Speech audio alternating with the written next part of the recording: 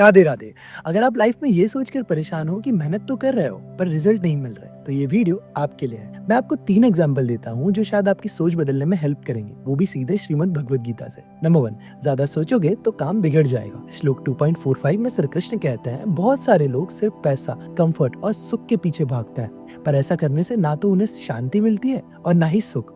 पर जो इंसान हर परिस्थिति में शांत रहना सीख लेता है, वही असली जीवन जीता है, वही सुखी बनता है। सरल भाषा में इसे समझे तो अगर हम सिर्फ फायदे के बारे में सोचकर काम करेंगे तो हमेशा स्ट्रेस, एंजाइटी और टेंशन में रहेंगे। बट अगर हम काम को सेवा या ड्यूटी यानी कर्तव्य समझकर करेंगे तो मन शांत रहेगा और काम भी अच्छे से होगा। चलो इसे एक प्रैक्टिकल एग्जांपल से समझते हैं। एक स्टूडेंट जो केवल एग्जाम देना है इसीलिए किसी सब्जेक्ट की पढ़ाई कर रहा है, तो क्या उसे पढ़ाई या एग्जाम देने में मजा आएगा? आई गेस नहीं।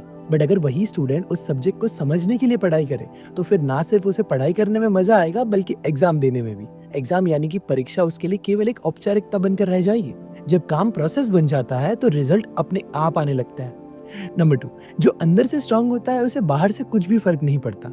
श्लोक 2.46 में श्री कृष्ण कहता है, जैसे एक बड़ा तालाब हो तो उसे छोटी नदियों से फर्क नहीं पड़ता, वैसे ही एक समझदार इंसान को छोटी छोटी चीजों में सुख या दुख ढूंढने में कोई मजा नहीं आता। सिंपल भाषा में इसे समझे तो श्री कृष्ण कह रहे हैं, जो लोग अंदर से सेटिस्फाइड होते हैं, संतुष्ट होते हैं, उनको खुद को सक्सेसफुल दिखाने के लिए किसी तरह के बाहरी दिखावे या शो ऑफ की जरूरत नहीं होती। चलो इसे भी एक प्रैक्टिकल एग्जाम्पल से समझते हैं। एक व्यक्ति जो मंदिर के बाहर बैठकर ध्यान लगा रहा है, पूरे मन से भगवान को याद कर रहा है और जीवन को धन्यवाद कर रहा है, वो व्यक्ति उस व्यक्ति से कई ज्यादा खुश है और सुखी है जो व्यक्ति मंदिर के अंदर जाकर पूजा कर रहा है, भगवान को फूल चढ़ा रहा है, बट अंदर से चिंता कर रहा है। खुश इंसान रहने से पहले खुश इंसान बनना बहुत इंपॉर्टेंट होता है और कभी कभी लोगों को पूरी उम्र निकल जाती है इन दोनों के बीच का फर्क और डिफरेंस समझने में।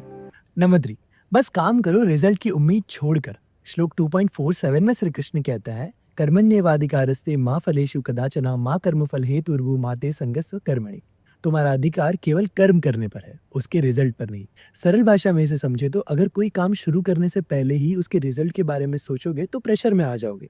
फिर चाहे आप कितने ही अच्छे क्यों ना हो, कितने ही स्किल्ड क्यों ना हो, आप उस काम को पूरी तरह से अच्छे से कर ही नहीं पाओगे। चलो इसे एक सिंपल एग्जांपल से समझते हैं। एक माली पौधा लगाता है, रोज पानी देता है और आगे बढ़ जाता है। वो हर दिन जाके ये नहीं देखता कि ये बड़ा क्यों नहीं हो रहा, पर कुछ वर्षों के बाद वो पौधा एक विशाल पेड़ बन जाता है। इसीलिए काम पर ध्यान दो, फल अपने आप मिलेगा, बस थोड़ा सब्र रखो। Conclusion and summary of this video, result की चिंता मत करो, बस अपना काम अच्छे से करो। जो अंदर से शांत है उसको बाहर की चीजों से फर्क नहीं पड़ता। भगवान भी यही कहता है, निष्काम कर्म यानी कि सेल्फलेस एक्शन ही तुम्हें सुख देता है। सो बस आज के लिए इतना ही। अगर ये वीडियो अच्छा लगा तो उस दोस्त के साथ जरूर शेयर करना जिसे इसे सुनने की जरूरत है। जय श्री कृष्णा।